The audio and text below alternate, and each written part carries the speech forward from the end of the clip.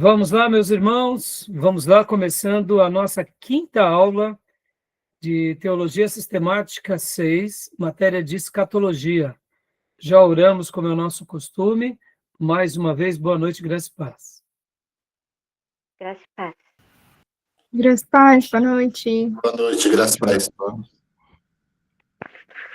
É com muita alegria que vamos continuar estudando sobre esse assunto, sobre o assunto dos finais dos tempos, das profecias sobre o futuro. E hoje nós estaremos trabalhando aqui, dando sequência ao assunto da última aula. Na última aula nós falamos bastante sobre o capítulo 56 e 57 do Gruden, que é o juízo final e o castigo eterno, e o novo céu e a nova terra. Hoje nós estaremos concluindo, nós lemos o slide, debatemos, tínhamos também falado bastante sobre a interpretação alegórica, e hoje nós vamos voltar aqui para esse assunto, terminá-lo. Estarei usando o resumo do Gruden, e depois, logo depois, nós estaremos indo para o capítulo de número 19 e 20, que falam sobre anjos, Satanás e os demônios, ou seja, a matéria de angiologia, o estudo sobre os seres espirituais. Por que hoje a gente vai ficar nessa temática também? Porque, querendo ou não, sobre os finais dos tempos, a Bíblia fala muito sobre o falso profeta, a besta, o anticristo, e quem é ele, senão o próprio Satanás ou o próprio espírito do mal. E a Bíblia também vai falar sobre outros demônios, outras situações, então é importante conhecermos, sim, tanto sobre os seres angelicais do bem quanto do mal, tá bom? Então hoje a gente vai trabalhar sobre esses temas, e querendo Deus, na próxima aula nós estaremos concluindo esse material, falando um pouco sobre o capítulo 41, 42 e 43, que é a morte e o estado intermediário, glorificação e a união com Cristo. E a gente vai estar fechando, então, querendo Deus, na sexta aula, o livro do Gruden. E aí, a partir da sexta aula em diante, eu quero estar trabalhando com vocês um pouco mais sobre temas. Por exemplo, vamos pegar o tema do anticristo. Vamos falar um pouco mais sobre as trombetas, sobre as taças, sobre as destruições que virão. Vamos falar depois sobre outras profecias do Velho Testamento.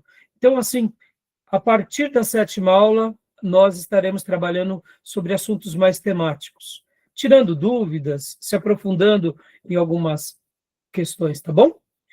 Tá bom, meus irmãos? Fechado?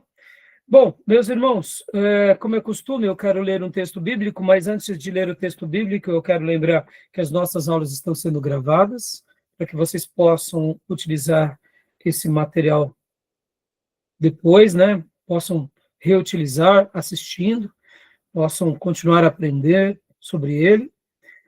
É gravada também porque essas aulas farão parte do currículo também dos irmãos em EAD, e gravamos também para abençoar o maior número de pessoas.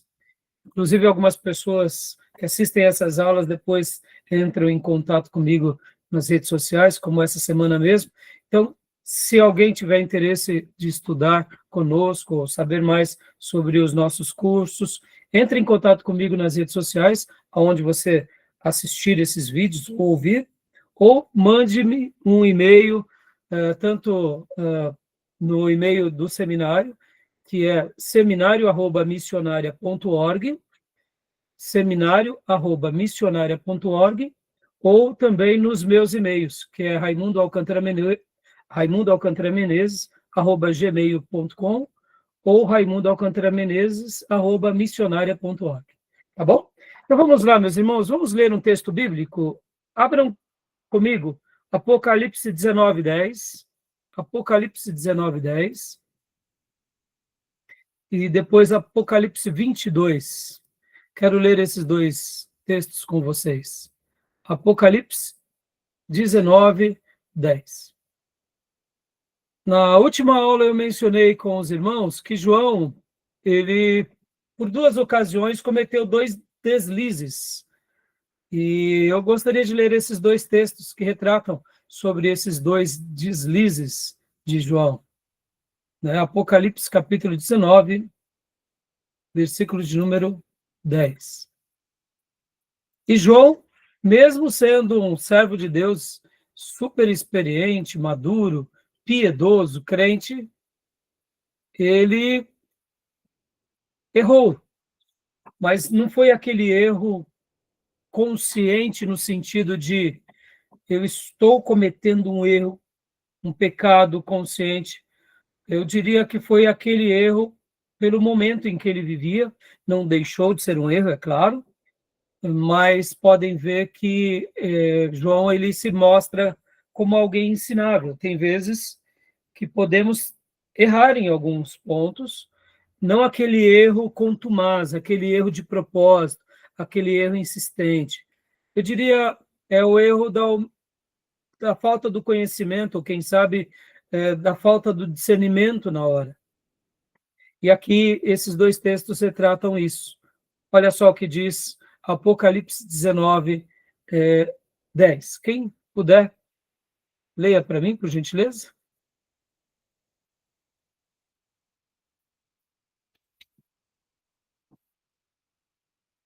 Vou ler, então. Por favor. Então me lancei aos seus pés para adorá-lo, mas ele me disse: Olha, não faças tal. Sou conservo teu e de teus irmãos, que têm o testemunho de Jesus. Adora a Deus, pois o testemunho de Jesus é o espírito da profecia. Para a gente entender um pouquinho melhor, leia também o 9 para nós, Beatriz, por gentileza. E disse-me: Escreve, bem-aventurados aqueles que são chamados à ceia das bodas do Cordeiro. Disse-me ainda: Essas são as verdadeiras palavras de Deus. Nesse momento, João, ele está sendo ministrado, ele está sendo interrogado, ou melhor, ele está sendo ensinado pelo anjo. E podem ver que na revelação do Apocalipse, ora aparece o Cordeiro, ora é o anjo que fala, ora ele é levado para um lugar, e aqui nesse momento é o anjo falando com ele. E pode ver que aqui ele faz uma citação bem parecida com aquela logo no início de Apocalipse, capítulo 1, versículo 3. Podem ver que Jesus também disse algo assim: bem-aventurado aqueles que leem e aqueles que ouvem as palavras da profecia desse livro. Agora vem o anjo e diz as mesmas bem-aventuranças ou bem-aventuranças parecidas com aquelas. E então, João, leia para nós de novo, Beatriz, o 10, olha só. Então me lancei a seus pés para adorá-lo, mas ele me disse: Olha, não faças tal. Sou conservo teu e de teus irmãos, e tenho o testemunho de Jesus. Adora a Deus, pois o testemunho de Jesus é o espírito da profecia. aqui é o anjo falando com João, e não era Jesus. Por isso que ele vai adorar, ele se confunde ali. Pastor, mas pode alguém se confundir? Oh, meus irmãos, ele está tendo uma visão. Ele está vendo o futuro, ele está vendo o mundo espiritual. É muito fácil para nós julgar, João, né? Mas pode ver que João, ele aceita as repreensões. Ele não insiste, não, anjo, eu quero te adorar. Não, nada disso. O anjo diz para ele, olha, eu sou teu conservo. E adore a Deus. E agora leia para nós, Beatriz, o 22 também, olha só que interessante.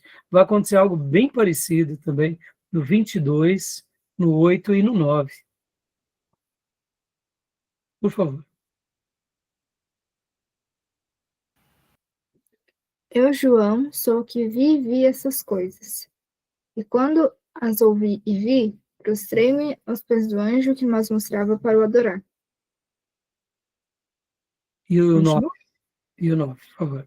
Mas ele me disse: Olha, não faças tal, porque eu sou conservo teu e de teus irmãos, os profetas e dos que guardaram as palavras deste livro. Adora a Deus. Ou seja, olha os anjos do Senhor, mais uma vez mostrando, aqui, né, o mesmo anjo, provavelmente. João, não, João, sou teu conservo. Não faça isso. Pode ver que no versículo 7 também, ó, eis que venho cedo, bem-aventurado aquele que guarda as palavras da profecia deste livro. Mais uma vez, lembrando da bem-aventurança das palavras de Jesus lá, quando se revela a João, o Jesus glorioso. E aqui João, ele se prostra. Ao ouvir essas coisas, ele tem aquele devaneio novamente. E, mais uma vez, o anjo repreende. Percebam, anjos de Deus não aceitam adoração. E ministros de Deus não adoram a ninguém mais, a não ser o próprio Senhor. Tá bom, meus irmãos? Como hoje vamos trabalhar sobre angiologia, eu quis ler esses textos com vocês, tá bom? Beleza? Graça e paz, Júnior. Tudo bem, fiote? Então, meus irmãos, vamos agora para o material, né? Na última aula nós trabalhamos sobre os slides. Nossa, pai. Paz, filhote. Nós lemos aqui em aula esses slides e agora, então, nós já lemos, então, só quero lembrar, né, que nós falamos já sobre o juízo final e o castigo eterno, né, características do juízo. Falamos também sobre a aplicação moral da doutrina do juízo. Falamos sobre o inferno.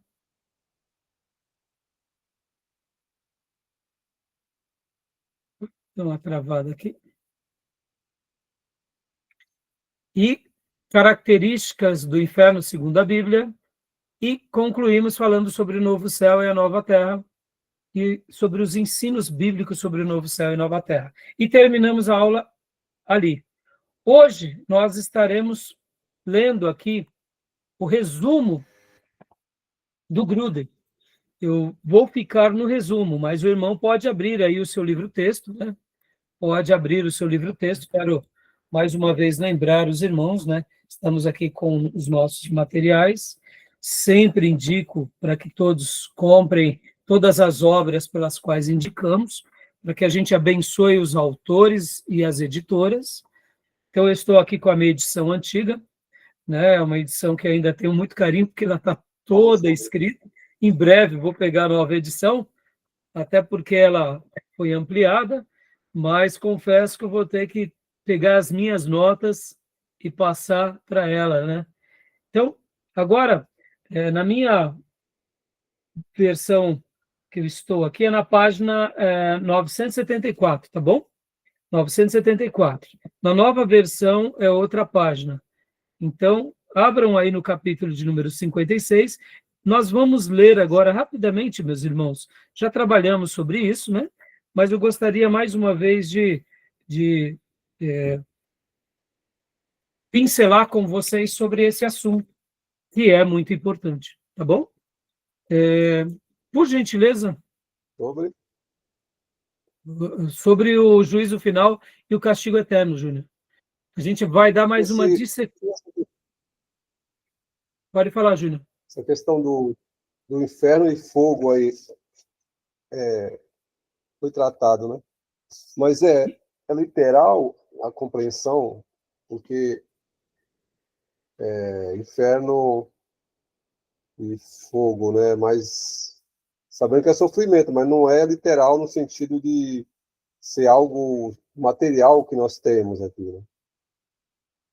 Então, por isso que a gente vai agora, Júnior, fazer vamos dizer assim, a gente vai fazer essa lição de casa juntos. Para quê? Para que a gente possa se aprofundar um pouco mais sobre o tema, sabe?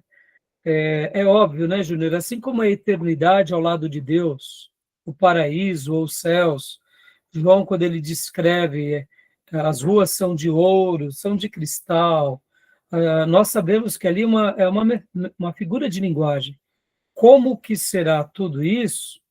Aí entra a grande questão, né? Nós sabemos que existem muitas figuras de linguagem. Uma coisa é fato, é um lugar de castigo e de tormento. Qual é a proporcionalidade? Como será tudo isso? São mistérios que nós não sabemos, mas a gente precisa se ater ao que a Bíblia fala, né? Porque esses dias mesmo eu vi um grande youtuber, que ele é uma pessoa muito conhecida aí no mundo evangélico, etc. E na opinião dele, ele dizia que para ele o inferno não será um lugar de castigo, porque ele não consegue ver o Deus de amor castigando alguém. Eu, particularmente, fico com as Escrituras, mas, ao mesmo tempo, eu sei que tudo isso é muito complexo, né? Não tem como a gente mensurar algo que é um castigo eterno. Mas as palavras de Jesus e os textos bíblicos apontam para isso. Tá bom? Então, a gente vai explicar um pouco melhor essa questão. Pode falar, gente. Eu entendo que ele está equivocado, porque Deus é amor, mas Deus é justiça. E outra, lá o castigo não é com as propriedades que nós temos aqui, o material que nós temos aqui, ao fogo, ao céu também de delícia. É um lugar bom, maravilhoso, só isso. Mas não quer dizer que seja como as propriedades materiais que nós temos aqui. Sim, sim. Por isso que se torna muito complexo, né, Júnior? Por isso que se torna difícil falarmos, né? Mas, ao mesmo tempo... espiritual, né?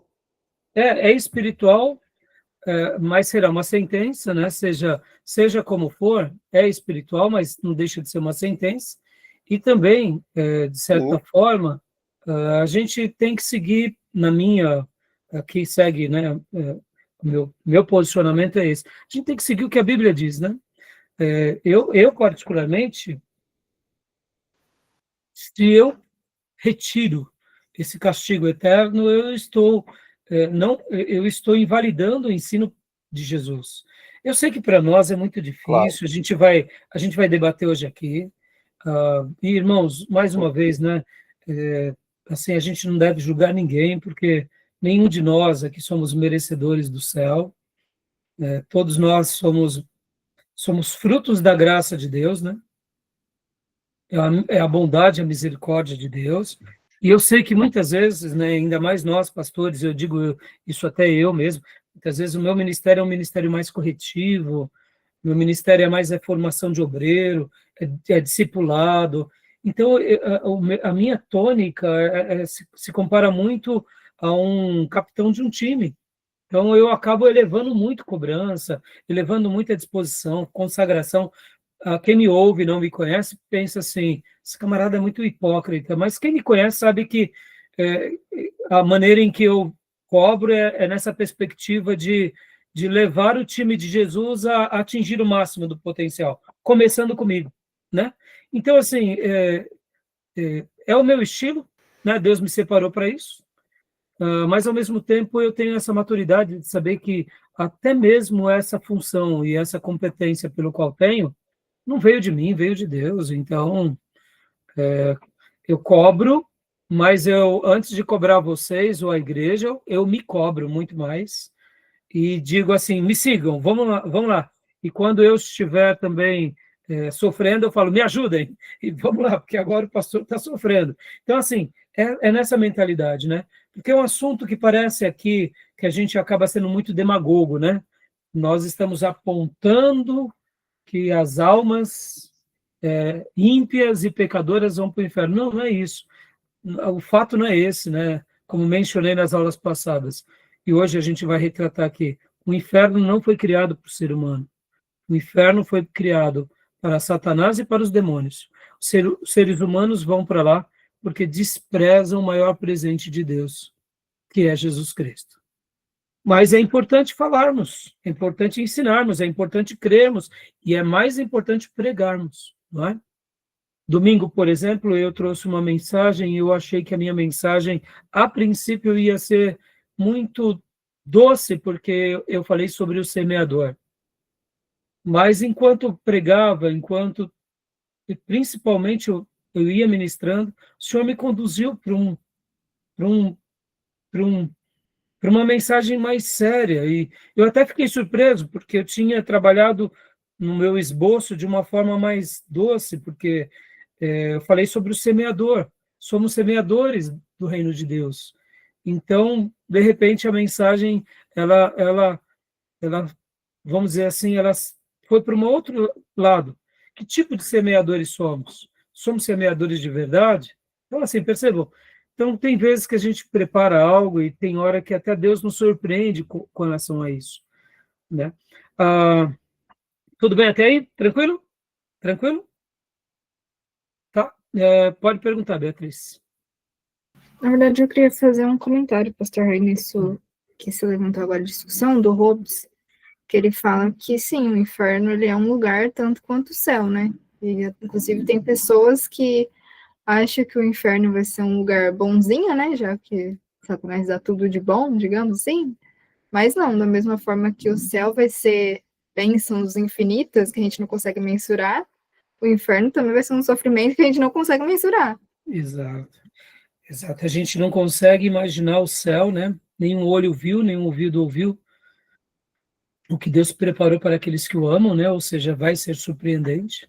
Nem passou pelo coração humano, mas o inferno é o oposto, né? Isso aí, parabéns, é isso aí.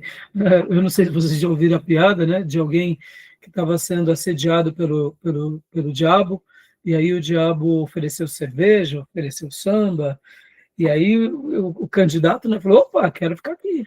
Aí ele desce, né? Fui lá para o inferno, quando ele chega lá, ele falou, opa, peraí, não foi isso que você me prometeu? Falar, não, lá era só a sala de recepção, só era para te enganar, né?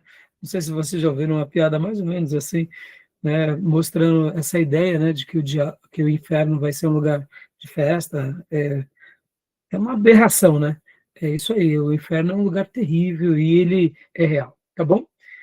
Meus irmãos, deixa eu fazer um comentário aqui. Enquanto eu também assisto muitas vezes as nossas aulas para ver como elas ficaram, para ver se realmente a lição chegou bem para vocês. E na última aula, eu dei muita risada, porque depois que eu, inclusive, fiz, né, aquele videozinho pela inteligência artificial, Notebook LM, eles fizeram ali uma construção muito legal e ali destacou algo que eu não tinha notado, então, até então, na aula. Lembra que na última aula nós pegamos aquele ponto de Apocalipse 4:1, que fala, sobe aqui, ou suba para cá? Lembra? E ali, na última aula, nós trabalhamos sobre a ideia, né, literal, a interpretação literal do texto e a interpretação alegórica, né? Lembra que a gente trabalhou bastante sobre a alegorização. Mas uma coisa que destacou ali, e que eu enxerguei pela primeira vez, é o seguinte, que nós, geralmente, né, principalmente a escola pré-tribulacionista, pré-amilenista, nós pintamos um quadro histórico dos acontecimentos, das fases ou das dispensações, e que, geralmente, os dispensacionalistas, eles creem, né, nessas fases fechadas. Então, eles fazem uma leitura aparentemente histórica, mas quando eles vão interpretar um texto, como, por exemplo, o subir para cá, se referindo ao fato de João ter subido, né? E o anjo disse para João subir. E ali os nossos irmãos dispensacionalistas vão dizer o seguinte, que ali é Deus arrebatando a igreja, não é? Lembra disso? Aí eu pergunto, onde entra, né, o gracejo? Ora, vem cá, quem é alegórico, então? E quem é literal, então?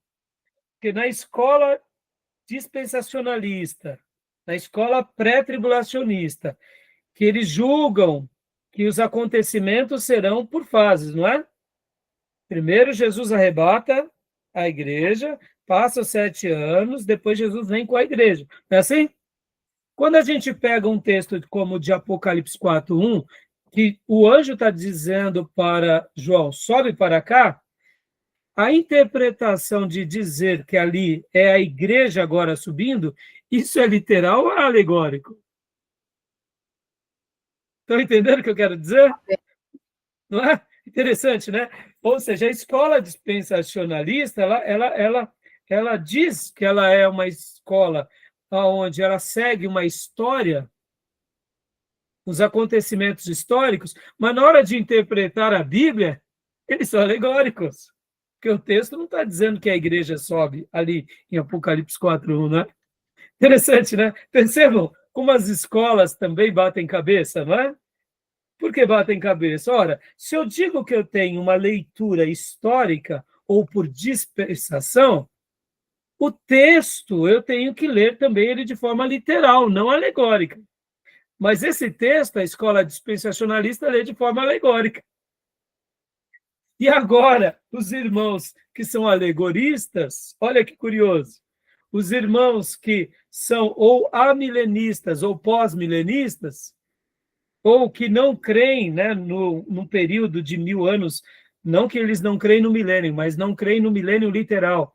E aqueles que creem no milênio literal, mas que a igreja passa por ele, e Jesus vem no final do milênio, quando eles interpretam Apocalipse 4:1, eles que acreditam numa interpretação mais alegórica, na interpretação deles, eles são literais.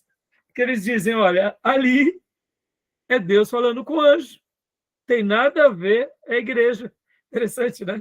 Ou seja, aqueles que são alegóricos interpretam de forma literal, e os que são mais históricos e dispensacionalistas interpretam de forma mais alegórica. Percebam como é complicado o Apocalipse, né, meus irmãos? Então, eu quis fazer esse comentário, porque eu achei que ele era muito útil para mostrar para vocês que a gente não tem uma caixinha fechada sobre as profecias futuras, tá bom?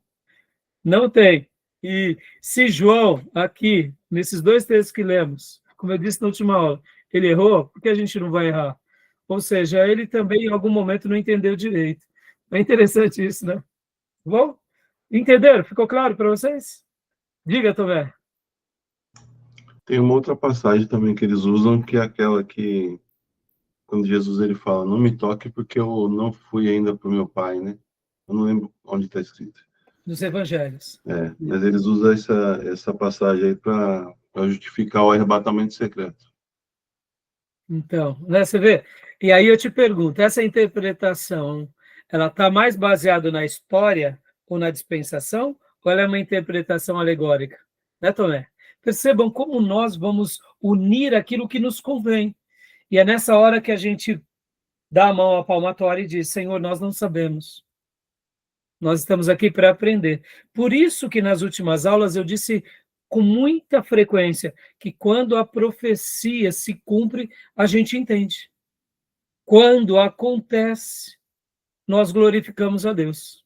Até então a gente vai estar triando meio que no escuro ou numa suposta revelação, mas mesmo assim com certas dúvidas, incertezas. Para quê? Para poder não errar tanto, tá bom, meus irmãos? Porque na hora que a gente começa a fazer afirmações, com certeza a gente vai errar muito. Interessante, né?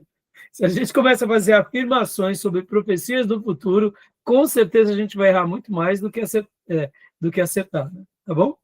Beleza? Mais algum comentário, mais alguma fala? Não? Então vamos lá, meus irmãos, vamos aqui para o material, né? Tomé, leia para nós esse material que eu estou publicando aqui na tela, por gentileza. O juízo final e o castigo eterno. O fato do juízo final. 1. Provas bíblicas e o juízo final. As Escrituras afirmam o fato de que haverá um grande julgamento final de crentes e incrédulos. Eles ficarão de pé diante do trono de julgamento de Cristo, em seu corpo ressurreto, e ouvirão a proclamação do seu destino eterno.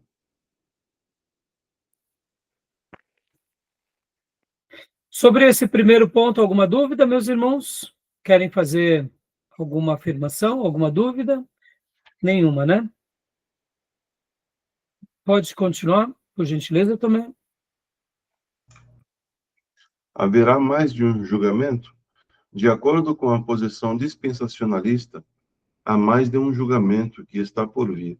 Da perspectiva dispensacionalista, esta passagem não se refere ao juízo final, o grande trono branco, mencionado em Apocalipse 20, de 11 a 15, mas sim a um julgamento posterior à tribulação e anterior ao início do milênio. Dizem que este será um julgamento das nações, em que elas serão julgadas de acordo com o modo pelo qual tiverem tratado o povo judeu durante a tribulação. As que tiverem tratado bem os judeus e estiverem dispostas a se submeterem a Cristo, entrarão no milênio e as que não tiverem terão negada a entrada. Então, aqui, meus irmãos, né, haverá mais de um julgamento. Se vocês forem abrir o livro-texto de vocês, na página 975, nós vemos que o autor, inclusive, ele cita pelo menos 3 julgamentos. Podem ver que no terceiro parágrafo, de baixo para cima, e aqui, inclusive, o Gruden, ele traz a citação mostrando que é uma perspectiva do dispensacionalismo, né?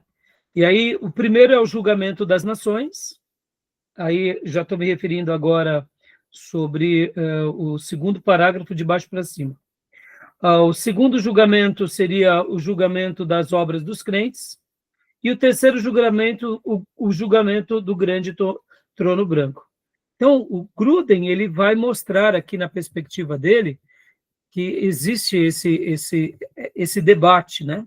E aí ele conclui, no último parágrafo, a posição adotada nesse livro é que todas essas 3 passagens falam do mesmo juízo final, e não de 3 julgamentos separados, tá bom? Então, percebam que Gruden, ele vai citar, mas, ao mesmo tempo, ele diz, olha, na minha opinião, é uma coisa só. Não penso que são 3 coisas. Tá bom? Sobre essa questão, tudo bem? Na última aula, eu tinha comentado apenas sobre 2 julgamentos, né? O Tribunal de Cristo, e tinha falado também sobre o do trono branco. E aqui no livro agora, o Gruden, ele trabalha sobre esses 3, né? Que é o julgamento das nações, o julgamento das obras dos crentes e o julgamento do grande trono branco, tá bom?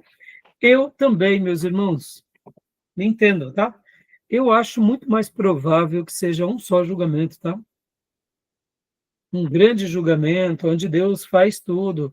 Podem ter várias etapas, mas eu não gosto muito de fragmentar, tá bom? Tudo bem? Alguma pergunta, alguma dúvida? Querem fazer alguma? 3 julgamentos aí, né?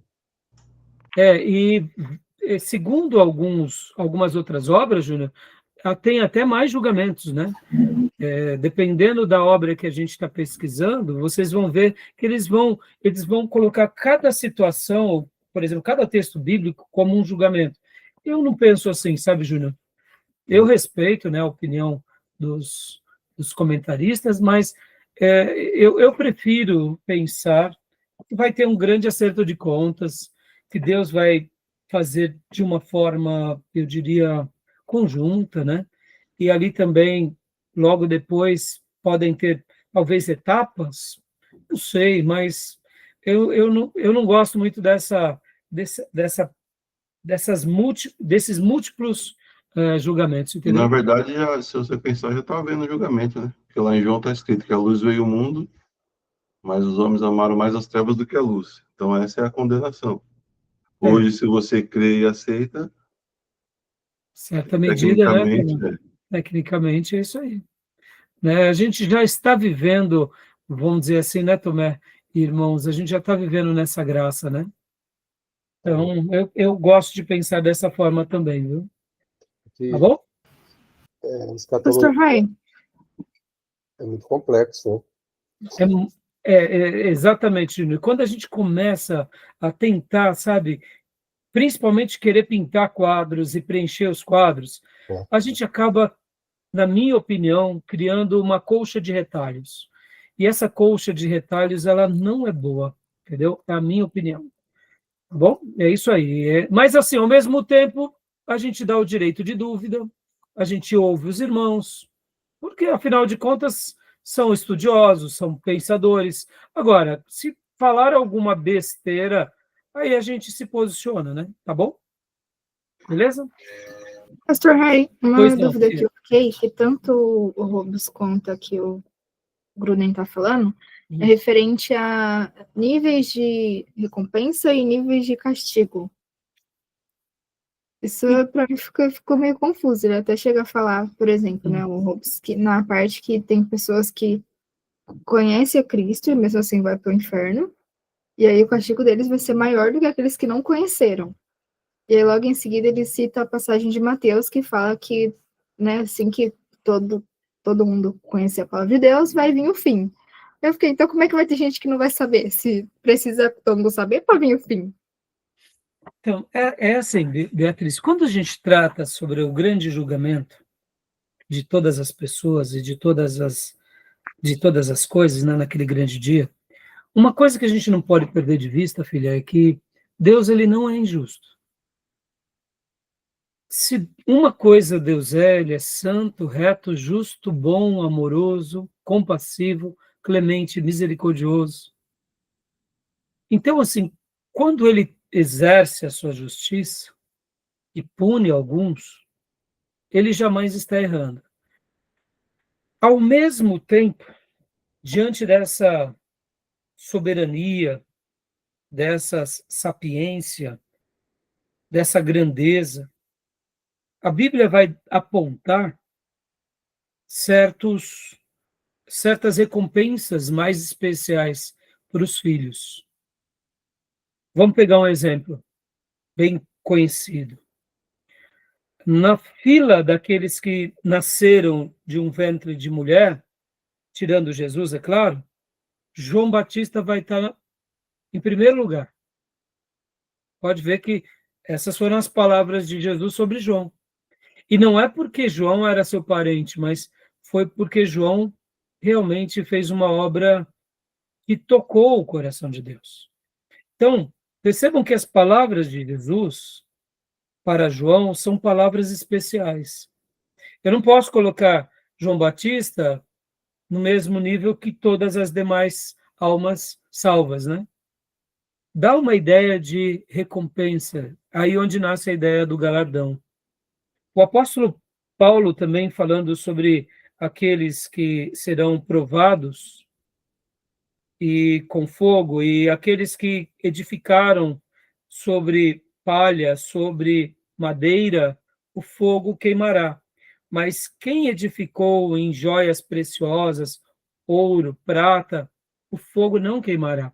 Dando uma ideia de disposição, de recompensa também.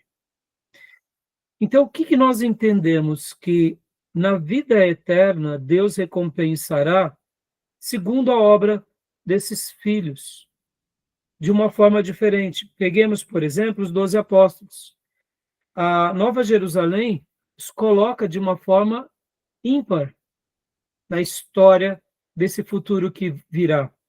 E quando a gente olha eles como os últimos instrumentos de Deus que foram usados na revelação, faz todo sentido.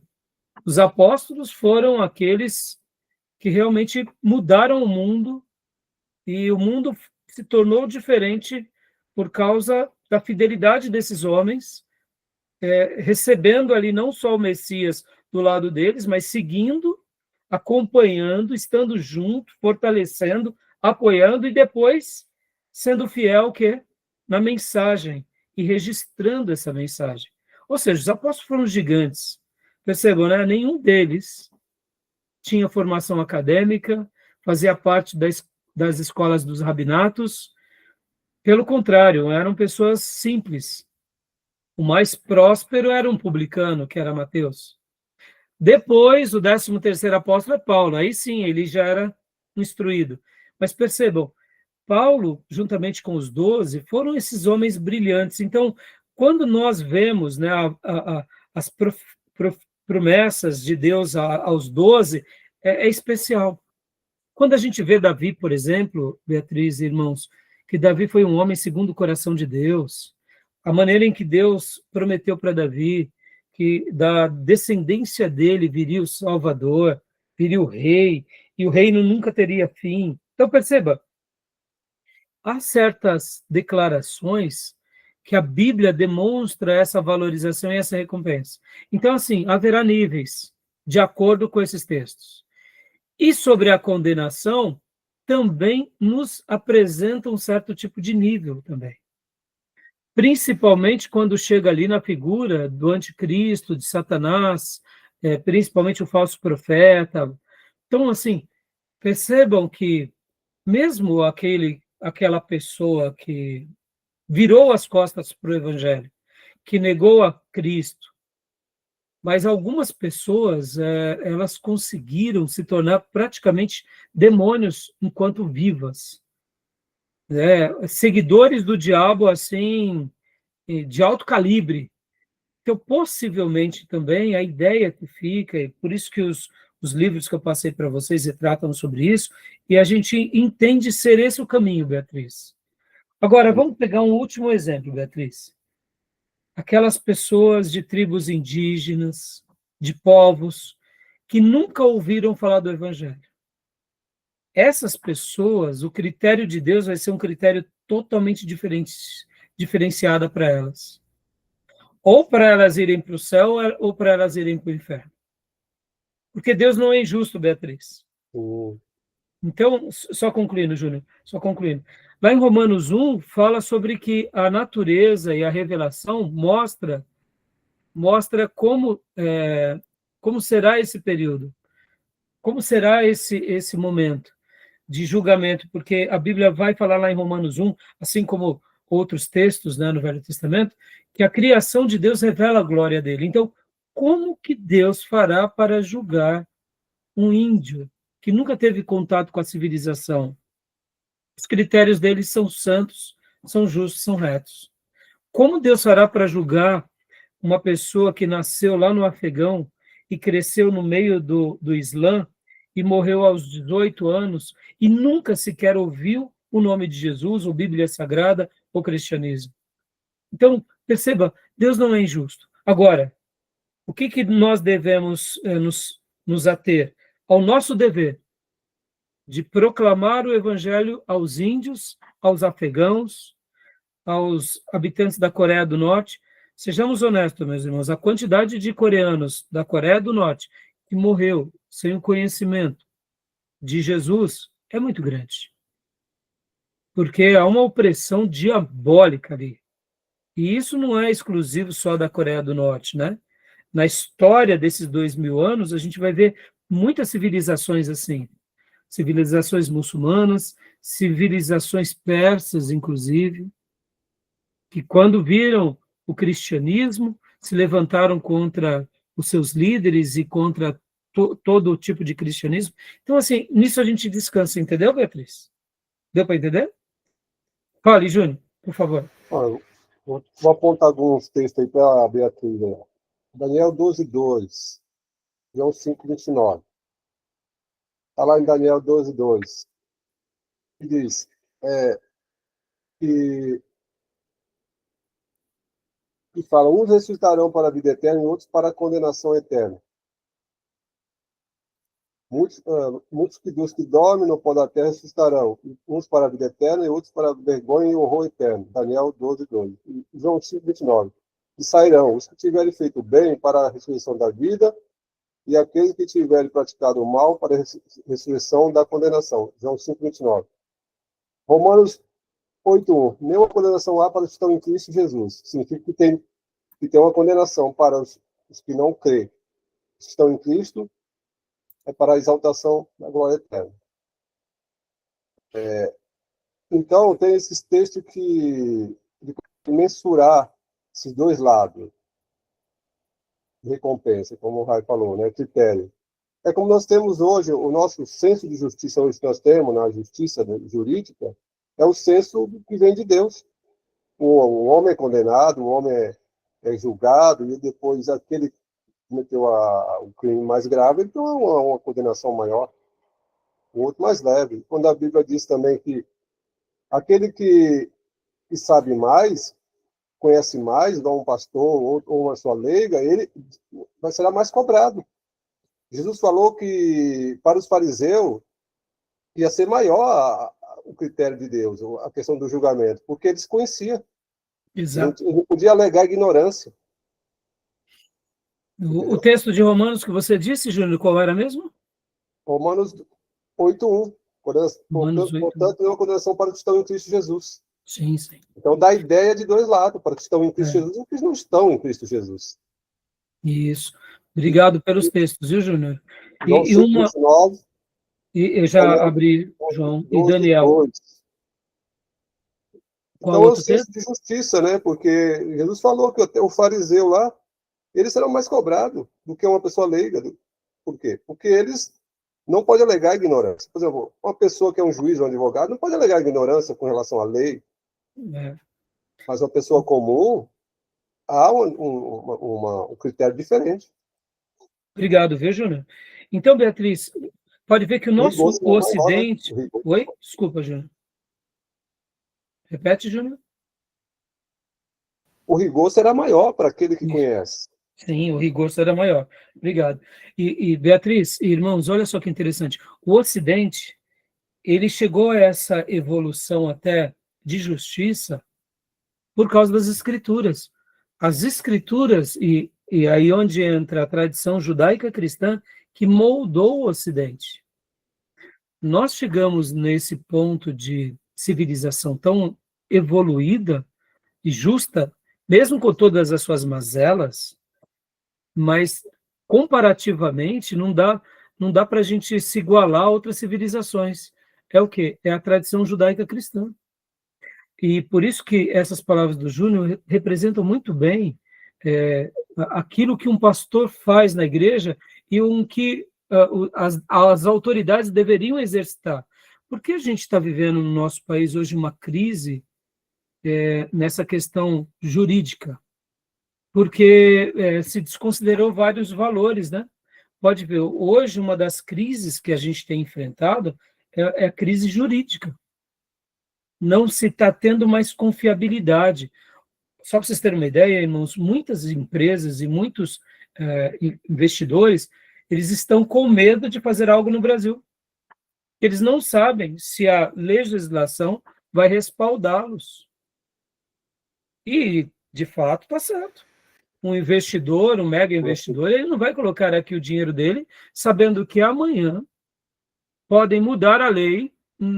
E olha que coisa horrorosa. Se muda a lei enquanto de acordo com aquilo que é melhor. Ou seja, né,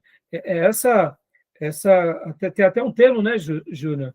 Essa questão legal está tão fragilizada que a falta de segurança jurídica. E segurança jurídica, essa é a palavra, obrigado. Estava esquecendo. Então, perceba, mas olha que nós temos noção disso. Isso é importante, né? E eu creio que em breve essa questão vai ser resolvida no nosso país. Mas, assim, voltando ao último ponto, irmãos, Tiago 3,1 diz que nós, pastores, seremos cobrados de um juízo mais duro. Todos vocês passarão por um julgamento pessoal. Mas nós, pastores, passaremos por 2 julgamentos. O pessoal e o coletivo. Olha como a igreja é algo sério, irmãos. Por isso que essas igrejas que avacalham o ensino, igrejas que são feitas para se ganhar dinheiro, para se ter moda, e essas pessoas elas não imaginam o perigo que elas estão correndo.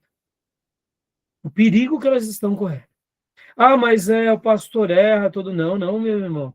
O pastor ou o líder ou quem fundou passará por um julgamento muito mais criterioso. Podem lembrar das palavras de Jesus. Ai daqueles que escandalizaram dos meus pequeninos. Seria melhor pegar uma pedra de moinho, amarrá-la ao pescoço com a corda e ser jogado no mar do que praticar o escândalo com um dos pequeninos. Perceba as palavras de Jesus, que isso é muito sério. Tá bom? Então, respondeu, Bia? Joia. Então, leia para nós, Bia, agora o tempo do juízo final. Vamos lá, vamos correr aqui um pouco agora no material, meus irmãos, tá? Tempo do juízo final. O juízo final ocorrerá depois do milênio e da rebelião que ocorre no final desse período. Em Apocalipse 20, 1 ao 6, João descreve o reino milenar e a retirada de Satanás da posição em que pode exercer influência sobre a terra. Veja a discussão nos 2 capítulos anteriores. E então diz: quando, porém, se completarem os 1000 anos, Satanás será solto da sua prisão e sairá a seduzir as nações, a fim de reuni-las para a peleja. Em Apocalipse 20, 7 a 8. João diz que, depois de Deus vencer essa rebelião final de maneira decisiva, em Apocalipse 29 ao 10, virá o julgamento. Vi um grande trono branco e aquele que nele se assenta. Versículo 11. Joia. Alguma dúvida aqui, meus irmãos? Alguma dúvida, alguma pergunta? Lembrando, né, aquele mapa que nós, inclusive, vimos semanas atrás, ó. Lembram, ó, esse mapa, tá? Então, seria esse exato momento, tá? O grande julgamento. Bom, esse mapa, ele é dispensacionalista. Eu só estou pegando ele para, né, mais uma vez, enriquecer a nossa aula, tá bom? Então, alguma dúvida sobre esse ponto? Não? Então, continue para nós, Beatriz, por gentileza, o tempo do juízo final. Por favor. A tela não mudou não, pastor. Ah, não mudou? Então, desculpe. Não. Pronto. Até o versículo 11 eu já li. Ah, então eu voltei sem perceber, desculpe. Uhum. A natureza do juízo final. Jesus Cristo será o juiz. Paulo fala de Jesus Cristo que há de julgar vivos e mortos, em 2 Timóteo 4:1. Pedro diz que Jesus Cristo é quem foi constituído por Deus juiz de vivos e de mortos, em Atos 10:42. Compare 17:31, Mateus 25:31-33. Esse direito de agir como juiz sobre todo o universo é algo que o Pai deu ao Filho. O Pai lhe deu autoridade para julgar, porque é o Filho do Homem. João 5:26-27. Joia. Assim como Jesus ele tem um tríplice ofício de rei, né, profeta e sacerdote, ele também tem o ofício de ser juiz supremo. Então, até aí nenhuma dificuldade, né, meus irmãos? Alguma pergunta? Querem fazer alguma pergunta, alguma colocação? Não? Bom, a gente já viu essas partes aqui no resumo, né? Então vamos passar rapidamente, né? Só leia para nós o título, né, irmã? Bom, pode ler rapidamente aqui para nós. Então, irmãos, a gente só está repassando aqui novamente, porque agora, você vê, nós lemos os slides na última aula, e agora eu queria, sabe, fazer esse momento de esclarecimento, né? Porque sempre tem uma dúvida. São coisas futuras, são coisas improváveis. Todos nós tivemos uma história antes do Evangelho, e muitas vezes uma ideia que foi pré-concebida lá atrás.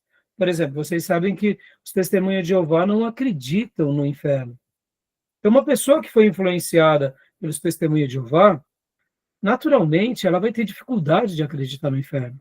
Porque durante toda a sua vida ela ouviu o seguinte, que Deus não vai ser ruim de condenar pessoas que ele criou, que essas pessoas serão pulverizadas, elas desaparecerão para sempre. Esse é o castigo eterno.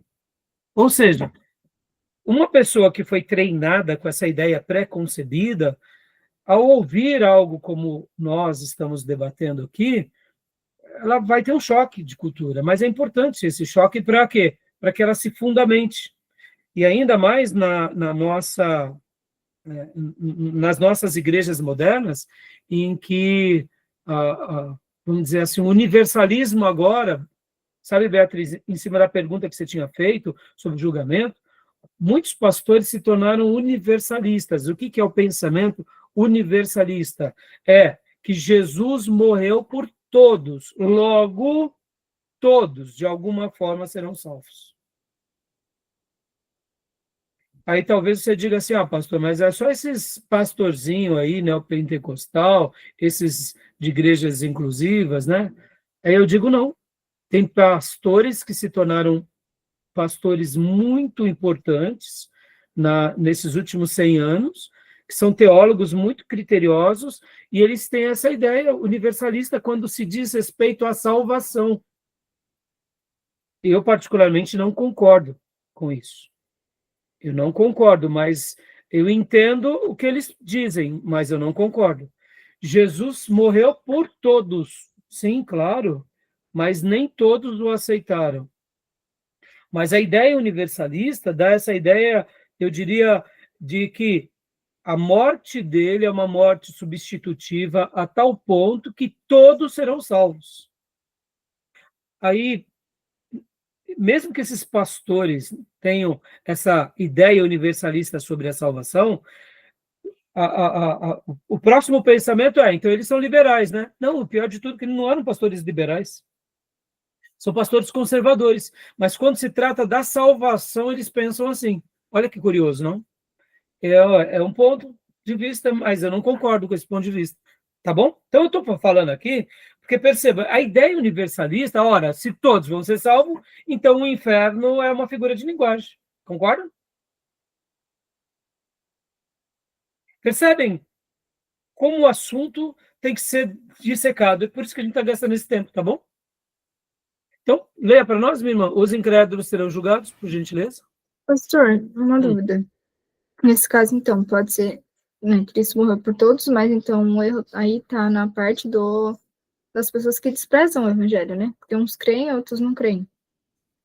Então, exatamente, filha. Porque assim, filha, a gente tem que tomar um certo cuidado, porque quando a gente começa a tratar da salvação, a gente começa a querer pensar como Deus pensa, né? E a gente é muito pequeno, né? A gente não tem essa capacidade. Pode ver, a gente está aqui pela graça de Deus, a gente não merecia estar aqui. Mas, assim, o texto bíblico é claro sobre essa questão. Que uns serão lançados no fogo, que ali haverá choro e ranger de dentes. Ora, será que Jesus não poderia dizer em algum momento, olha, todos serão salvos? Irmãos, então, mas preguem a minha palavra, porque eu quero me revelar a eles, tudo bem. Mas não tem esse texto, entendeu? Existem outros textos que os apóstolos deixam, por exemplo, que Jesus Cristo morreu para que todos sejam salvos. Tudo bem. Mas percebam, essa ideia é uma ideia perigosa. Então, assim, o que nós entendemos, Beatriz? Que assim como Deus é aquele que nos salva, mas nós damos uma resposta a Ele. Como disse Spurgeon, em certa ocasião, você nunca verá nenhum filho entrando no reino do céu sendo puxado pelas orelhas. Entra, filho. Entendeu? O evangelho é proclamado, o Espírito Santo trabalha e ele consente com alegria. Porque uns consente, outros não. Eu sei que é difícil, irmãos, mas Deus nos poupe disso. Mas tem pessoas que vão cuspir o evangelho até na hora da morte. Isso dói na gente. E nessas horas a gente se silencia, nós não praguejamos e nem condenamos para o inferno, mas, segundo a nossa opinião, possivelmente essa pessoa está indo para o inferno. Porque o porquê de tanta ira com o evangelho, com Jesus? Lembram dos fariseus que diziam que Jesus fazia milagre pelo poder de Satanás? É algo do tipo, entendeu? Como pode alguém em sã consciência, ser tão vil contra Jesus? Você entende? Ser contra um pastor, ser contra uma igreja, ser contra... Tudo bem, a gente até compreende, mas ser contra Jesus, né? É difícil. Entendeu, Fê? Então, por isso que a gente não fica entrando muito nessas discussões, entendeu? Tá bom? Esclareceu? Diga, Miriam. Não, tá bloqueado. Então, as pessoas que não recebem a Cristo, eu lembro daquela parábola que o pastor pregou sobre a semeadura, né? Que o coração dessa pessoa não é uma boa terra. Então, a semente não vai produzir ali. Não vai crer em Senhor Jesus. Eu acredito que aconteça isso. Sim, isso aí. Mas olha que mistério da vida, né, Miriam? Quantas vezes na nossa vida a gente foi uma terra ruim e um dia a gente virou terra boa, né? É um mistério, né? Sim. Mas eu entendo o que você quer dizer, que essa pessoa continua sendo uma terra ruim até a última hora, né? Exato. Né? Então, Joia, leia para nós, Fia, para a gente terminar esses 2 últimos pontos aqui. Os incrédulos serão julgados. Pode ler, Beatriz, por gentileza? Os incrédulos serão julgados. É evidente que todos os incrédulos ficarão de pé diante de Cristo para serem julgados, pois esse julgamento inclui os mortos, os grandes e os pequenos. Apocalipse 20:12. E Paulo diz que no dia da ira e da revelação do justo juízo de Deus, esse retribuirá a cada um segundo o seu procedimento. Ira e indignação aos facciosos, que desobedecem à verdade e obedecem à injustiça. Romanos 2:5-8. texto, né? Retribuirá cada um segundo o seu procedimento. Outros textos diz segundo as suas obras, né, Beatriz? Pode ver que aos santos também Deus vai dizer: abra as tuas mãos e mostre as tuas obras.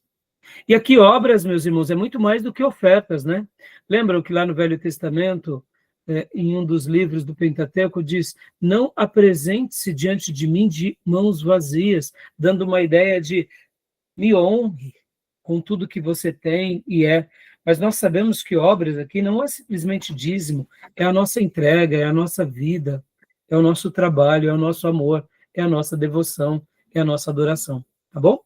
Então, e agora aqui, os crentes serão julgados. Beatriz, leia para nós, para a gente terminar. Escrevendo para cristãos, Paulo diz: pois todos compareceremos perante o tribunal de Deus. Assim, pois, cada um de nós dará conta de si mesmo a Deus. Romanos 14, 10 e 12. Também diz aos cristãos: porque importa que todos nós compareçamos perante o tribunal de Cristo, para que cada um receba segundo o bem ou o mal que tiver feito, por meio do corpo. 2 Coríntios 5, 10. Romanos 2, 6 a 11 e Apocalipse 20, 12 e 15. Além disso, o quadro do julgamento final em Mateus 25, 31 a 46 inclui Cristo separando as ovelhas dos cabritos e recompensando aqueles que recebem sua bênção. Então, agora olha só, como que acontecerá receba segundo o bem ou o mal? Poxa, pastor, mas a gente não vai estar no céu, então quer dizer que Deus vai nos dar alguma coisa mal? Não, não é necessariamente isso. Mas pense, irmãos, quantas são as vezes na nossa vida que a gente está achando que a gente está fazendo um gol de placa? Por exemplo, irmãos, domingo eu não falei muito sobre pastores que literalmente saqueiam outras igrejas. Muitas vezes eles estão se gabando, porque tem uma igreja grande. Mas lá no céu, mal ele sabe o quanto Deus vai deixar de recompensá-lo. Por quê? Porque o que ele fez foi um ato vil e indecoroso com outros irmãos. Entenderam? Então, o bem e o mal é nesse sentido, Beatriz. Quantas vezes a gente tem uma expectativa de que, poxa vida, eu vou chegar lá no céu, a minha coroa vai ser, a gente vai ter um anelzinho, e olhe lá, sabe aqueles anelzinhos de doce? Salvo engano, era Spurgeon também que dizia que Deus nos reserve nem que sejam as favelas celestiais, para a gente habitar lá, entendeu? Ou seja, nem que sejam os últimos lugares, né? Os lugares mais simples. É o céu, meu irmão. É o céu, né? Tá bom? Então, irmão, só para a gente parar aqui, porque falta mais esses... Não, vamos parar aqui agora. Vamos parar aqui, ó. Os anjos serão julgados, tá? Senão a gente não para. Aqui, ó. A gente vai parar aqui, senão vai ficar muito grande aqui. Vamos correr agora... os anjos serão julgados, a gente continua a partir daqui, e aí a gente volta no próximo módulo. Vamos tentar ler rapidinho, tá bom, meus irmãos, para a gente tirar mais as dúvidas, né? Mais alguma pergunta, meus irmãos? Alguma dúvida? Miriam? Irmãos? Eu fiquei com dúvida onde que Deus e o Espírito Santo vai estar. Beatriz, eles estarão julgando, Deus, pense sempre, Beatriz. Deus trino, né? Deus trino, Beatriz. Não, tem coisas que nós não sabemos, Beatriz. Sabe aquela ideia? Que tamanho é Deus? Como é Deus? Qual que ela queria saber? Onde Deus está? Beatriz? Pergunta de novo que o Júnior não ouviu, Beatriz. A parte que ele falou que Jesus vai estar julgando, eu fiquei pensando onde que vai estar Deus e o Espírito Santo. Vai estar os três juntos, no caso? Mas aí... Então, é isso que eu estou explicando, Júnior. É assim, Beatriz. A Trindade sempre trabalhou junto, Beatriz. Uhum. O fato de Jesus estar à direita do Pai, Beatriz, na realidade, essa figura de linguagem remonta àquela ideia daquele que fez a obra de redenção. Porque assim, Beatriz, olha que legal. Vamos imaginar aqui só, tá vendo, irmãos? É uma dúvida, parece simples, mas é importante esclarecer, né? Deus, a pessoa de Deus, né? Deus Pai. Vamos pôr aqui Deus Pai. Quando Deus Pai nos vê, Beatriz, nós somos pecadores, né? Quando Deus Pai nos vê, a gente está perdido. Não tem chance para nós. Ou seja, literalmente a gente está condenado. Então Deus está no seu trono. Então quando Ele nos vê, Por isso que nós merecemos o inferno. Mas aí veio Jesus. E Jesus morreu na cruz por nós. Então, estar à direita dá a ideia daquela questão, sabe, o braço direito. Pode ver, a grande maioria das pessoas são destras, não são canhotas, né? Direita é a confiança, né? Então, esqueça, né, a bobeirada de direita e esquerda, mas geralmente o braço direito é o braço do apoio, é o braço, né, da confiança. Então, Jesus está à direita do Pai. Como A esquerda é a exceção da regra. Isso, é a exceção da regra. Então, quando agora Deus Pai, antes ele nos via já debaixo do quê? De uma condenação, Beatriz. Porque a gente merecia o quê? A condenação. Para onde? Para o inferno. Mas agora, quando Jesus veio e morreu por nós e fez toda a obra de redenção, sobre nós agora repousa o quê? Um guarda-chuva da graça. Com o sangue do Cordeiro. Pode ver. Deus Pai não nos vê mais como pecadores contumazes. Não que sejamos perfeitos, mas porque agora o sangue daquele que foi perfeito foi derramado sobre nós. É aí onde entra aquilo que a Bíblia fala sobre a propiciação. A ira de Deus se aplacou. Ou seja, nós estamos agora debaixo do guarda-chuva da graça. Então, essa ira que cairia já não cai mais. Porque antes de Deus nos ver como pecador, e agora ele nos vê como pequenos cristos. Porque o próprio Deus se fez homem para morrer em nosso lugar. Então, como que será o julgamento? É o Deus Trino julgando todas as coisas, em sintonia, junto com todos os anjos. Como tudo isso será, Beatriz? Quando a gente chegar lá, a gente vai ver. O demais a gente vai pontuando, sabe? Especulando um pouquinho aqui, um pouquinho ali, mas percebam, tudo isso por ser futuro, Beatriz, a gente tem que ter muito cuidado, porque senão ou a gente ignora o fato, ou a gente inferioriza a divindade, ou a gente valoriza demais a humanidade, ou a gente despreza a espiritualidade. Você entende? Então, é nessas horas que nós nos agarramos à palavra de Deus e dizemos, deixa a Bíblia falar. E como que eles viveram no passado? É assim que a gente tem que viver. Como eles creram? Como eles esperaram? É assim. E a gente descansa nessa promessa. Uma última coisa, filha. A vulnerabilidade, guarde essa palavra, ela não é fraqueza para o cristão.